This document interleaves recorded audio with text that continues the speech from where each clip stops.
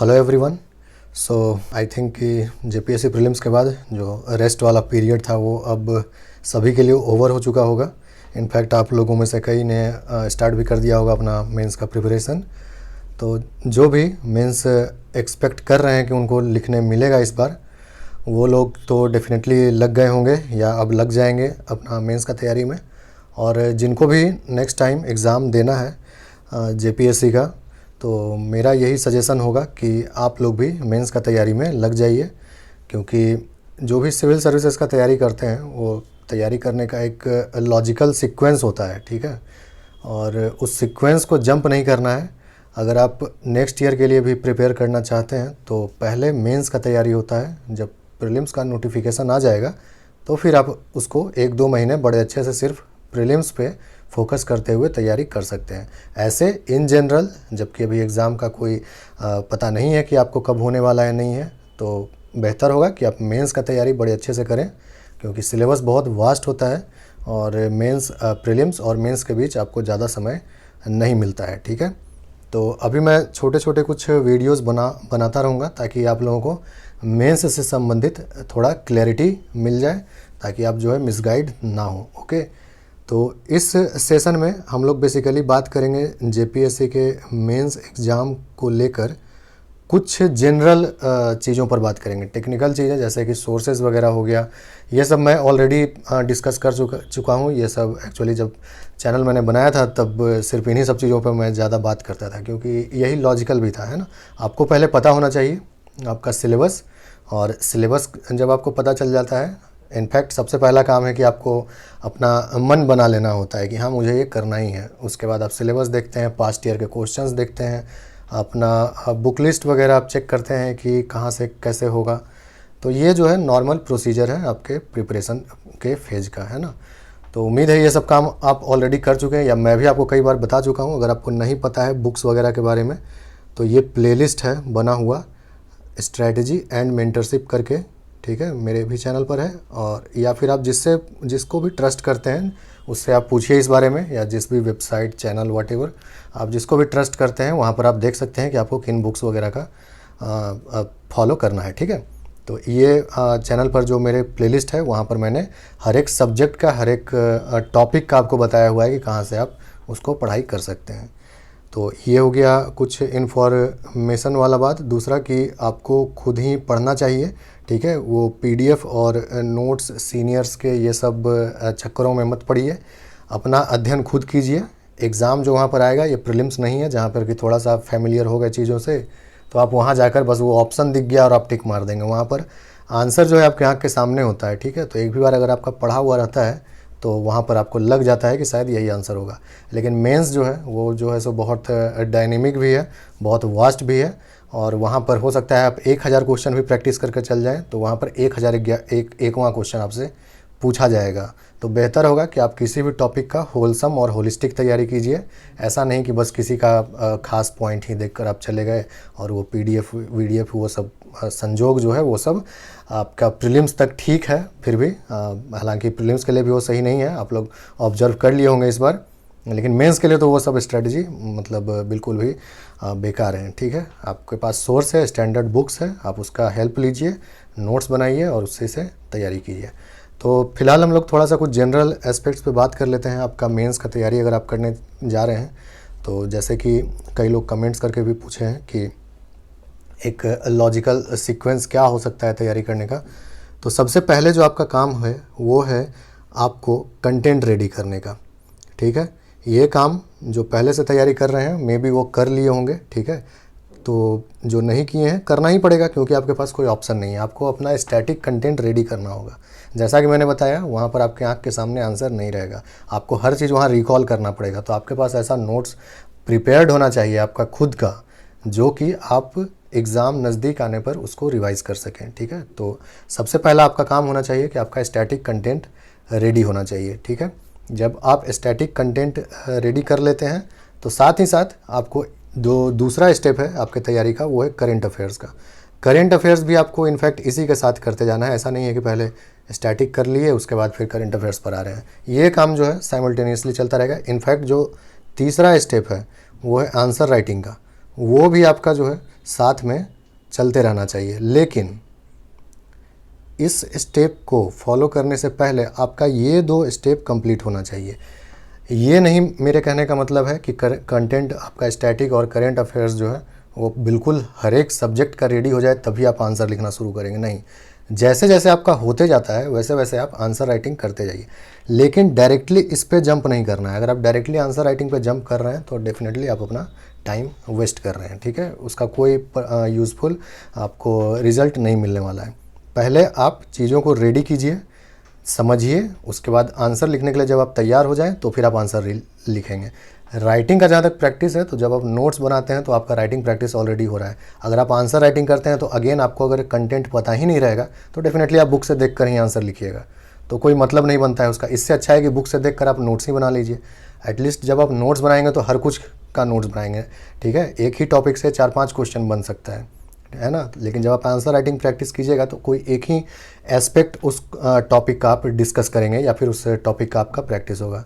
But जब आप notes बनाएंगे तो आप उस टॉपिक के हर एक एंगल को वहाँ पर इनकॉर्पोरेट करेंगे अपने नोट्स में, ठीक है। तो वो भी एक तरह से आपका राइटिंग प्रैक्टिस ही हो रहा है जब आप नोट्स बनाते हैं तो ओके।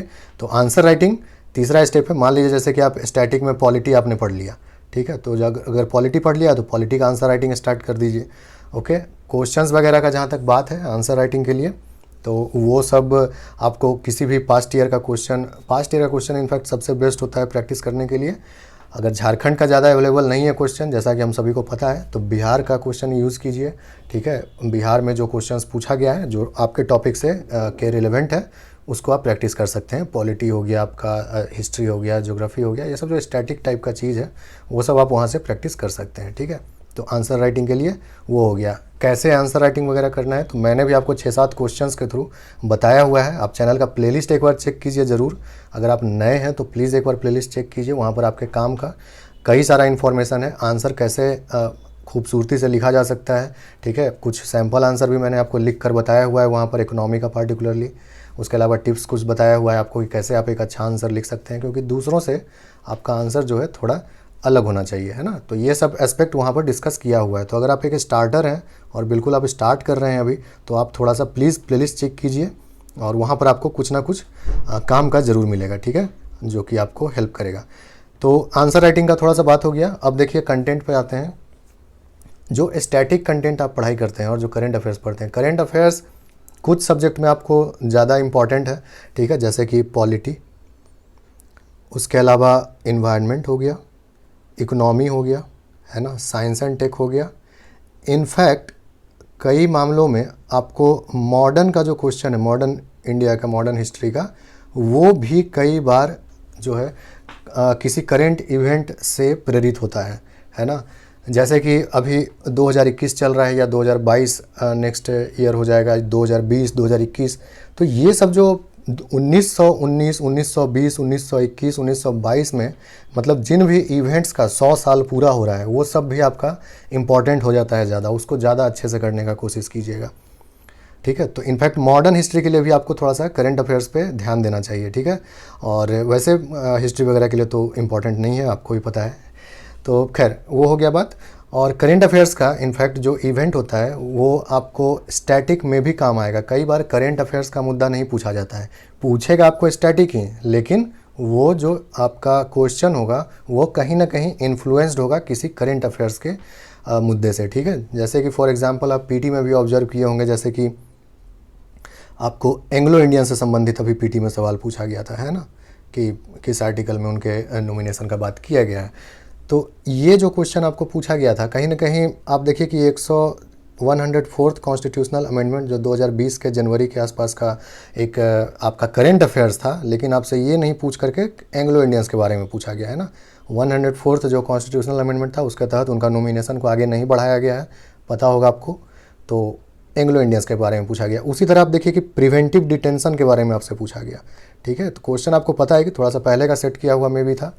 तो आपको देखिए कि जब एंटी CAA प्रोटेस्ट हो रहा था उस वक्त प्रिवेंटिव डिटेंशन के बारे में काफ़ी बात हुआ करता था, है ना। तो मतलब पॉइंट ये है मेरा कहने का कि कहीं ना कहीं तो आपसे CAA के बारे में नहीं पूछा, ठीक है, उससे संबंधित कोई और करंट अफेयर्स नहीं पूछा, बल्कि आपको जो इशू था न्यूज़ में प्रिवेंटिव डिटेंशन उसके बारे में पूछा गया। तो है तो ये स्टैटिक ही, एंग्लो इंडियन वाला क्वेश्चन हो गया या प्रिवेंटिव डिटेंशन वाला क्वेश्चन हो गया, लेकिन कहीं ना कहीं वो आपका करंट अफेयर्स से ही इन्फ्लुएंस्ड था, ठीक है, उसी से इंस्पायर्ड था। तो पॉइंट मेरा ये है कि अगर आप पॉलिटी वगैरह जैसे स्पेशली पढ़ते हैं तो करंट अफेयर्स का इशू पर तो ध्यान रखना ही है, लेकिन वो जिस स्टैटिक मुद्दे से रिलेटेड है वो करंट अफेयर्स, उसको आप ज़्यादा बेहतर तरीक़ा से करने का कोशिश करेंगे, ठीक है। तो करंट अफेयर्स के लिए कोई भी मैगज़ीन आप एक मंथली वाला ज़रूर पढ़िए, इंग्लिश हिंदी हर एक में अवेलेबल है। वन लाइनर अब ये सब चीज़ भूल जाइए, कोई अच्छा सा मैगज़ीन जिसमें डिटेल में हर चीज़ दिया हुआ है, किसी भी कोचिंग संस्थान का आप ले सकते हैं जिसका हिंदी में अवेलेबल है और जो प्रतिष्ठित है, ठीक है। ये सब कोई बड़ी बात नहीं है, सब मोटा मोटी वही कवर करते हैं, ठीक है। तो मेंस के लिए करंट अफेयर्स आपको समझ में आ गया होगा कि ये इंपॉर्टेंट है। इनफैक्ट करंट अफेयर्स आपको ज्योग्राफी में भी ध्यान रखना चाहिए। जैसे झारखंड का ही बात करें तो साइक्लोन जो है पहली बार मतलब दशकों में पहली बार झारखंड को एक साइक्लोन इतना इन्फ्लुएंस किया है ना, इतना कभी झारखंड पे इफेक्ट नहीं होता था साइक्लोन का, ठीक है। तो मे भी आप ज्योग्राफी में एक साइक्लोन से क्वेश्चन एक्सपेक्ट कर सकते हैं, है ना। उसके अलावा कंटिन्यूसली आप देखे होंगे एक से एक वीडियोज़ वगैरह आपका वायरल होते रहता है लैंडस्लाइड वगैरह का, है ना। तो आप लैंडस्लाइड वगैरह से जो मास मूवमेंट वगैरह है इन सब से क्वेश्चन एक्सपेक्ट कर सकते हैं, ओके। फॉरेस्ट फायर कंटिन्यूसली हो रहा है, तो क्लाइमेट चेंज, फॉरेस्ट, वेजिटेशन, इन सब से आप क्वेश्चन एक्सपेक्ट कर सकते हैं। तो पॉइंट ये है कि आपको करेंट अफेयर्स पढ़ना तो है ही, लेकिन उससे संबंधित जो स्टैटिक है उस पर विशेष रूप से ध्यान दीजिएगा, ठीक है। और बाकी तो स्टैटिक कंटेंट जो आप करते हैं जैसे बुक्स से, ठीक है, सोर्सेज आपको बताया हुआ है ही, उस तरह से आप स्टैटिक अपना करने का कोशिश कीजिए, ठीक है। और दूसरा बात यहाँ पर ये डिस्कस करना था कि जो भी आप स्टैटिक वगैरह जहाँ से भी पढ़ाई करते हैं, हिस्ट्री पढ़ रहे हैं, पॉलिटी पढ़ रहे हैं, जो भी पढ़ रहे हैं, सोर्सेज आपको देखिए मैंने भी बताया हुआ है, कई सारा सोर्स जो है आपको काफ़ी बेसिक लग सकता है, ठीक है। ज़्यादा हो रहा है सोर्स ऐसा तो मतलब पूछने का सवाल ही नहीं उठता है, ज़्यादा कुछ भी नहीं है, सब वहाँ पर बेसिक ही हैं, ठीक है। जैसे पार्टिकुलरली अगर ज्योग्राफी का बात करें तो मैं जनरली एनसीईआरटी का बहुत बड़ा फ़ैन हूँ ज्योग्राफी में, तो मैं जो है हमेशा 11-12 का एनसीईआरटी वगैरह आपको सजेस्ट करता हूँ पढ़ने के लिए, ठीक है।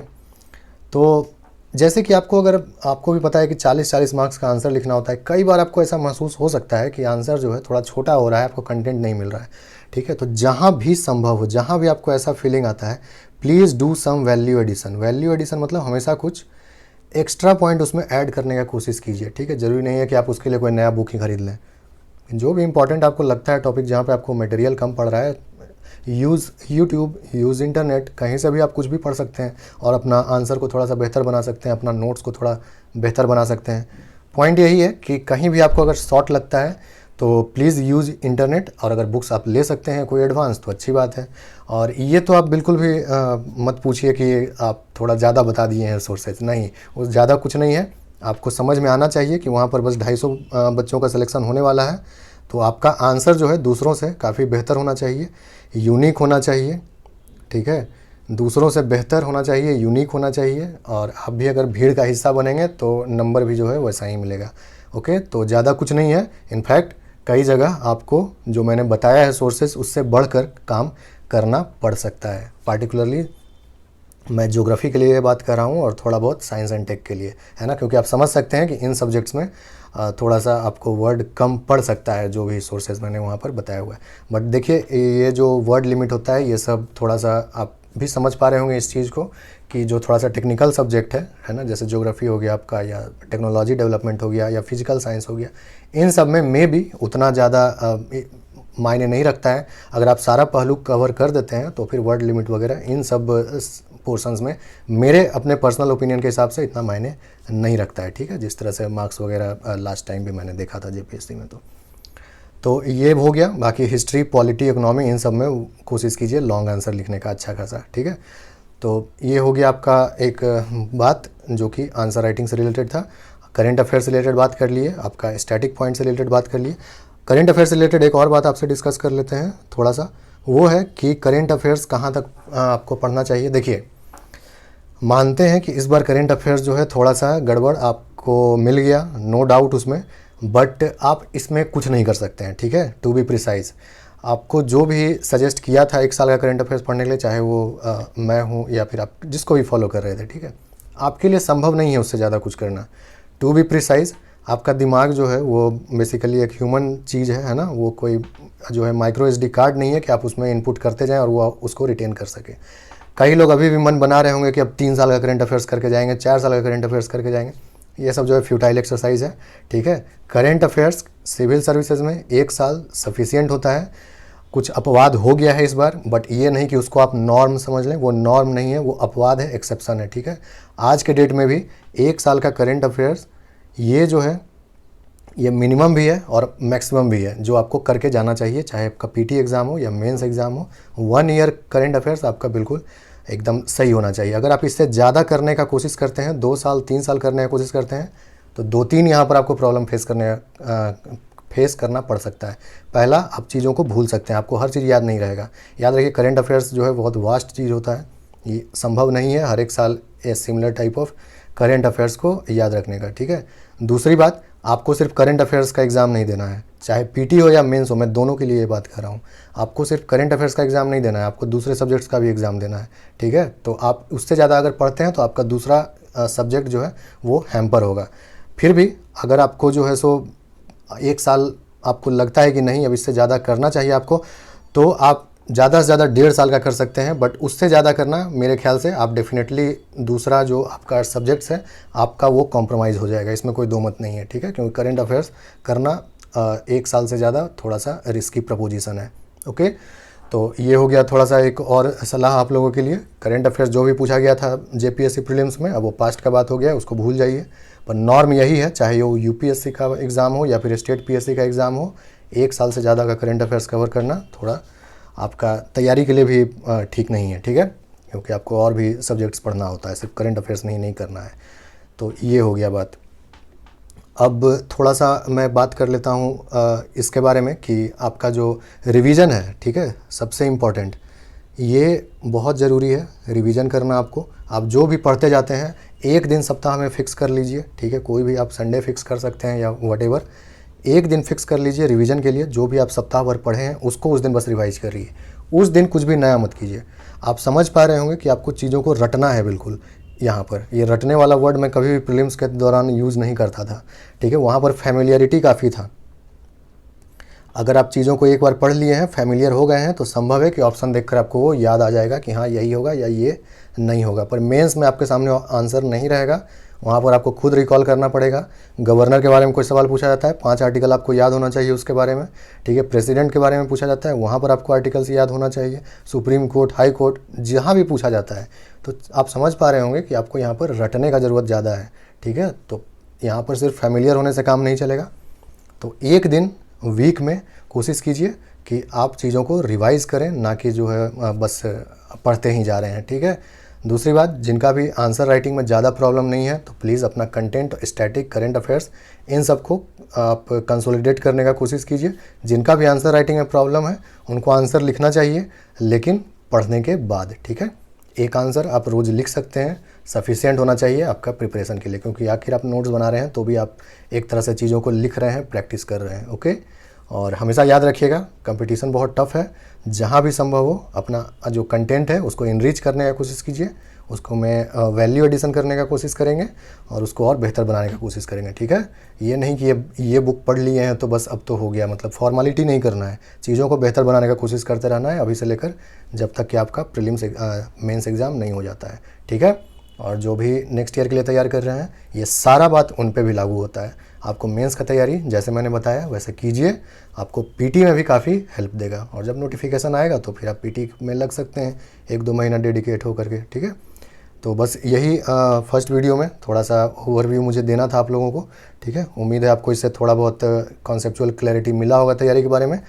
अदर डिफरेंट एस्पेक्ट्स पे आप लोग जो कमेंट्स के थ्रू मुझसे पूछे हुए हैं उन सब विषयों पर मैं धीरे धीरे बात करूंगा एक एक करके। बाकी जो है आप अपना प्रिपरेशन स्टार्ट कीजिए, इनफैक्ट कर भी दिए होंगे आप लोगों में से कई लोग। तो फिर मिलते हैं अगले वीडियो में, धीरे धीरे इसी तरह बातें होती रहेंगी, मैं भी जहाँ संभव होगा आपको हेल्प करता रहूँगा अलग अलग सब्जेक्ट्स में, ठीक है। फिर मिलते हैं नेक्स्ट वीडियो में, थैंक यू।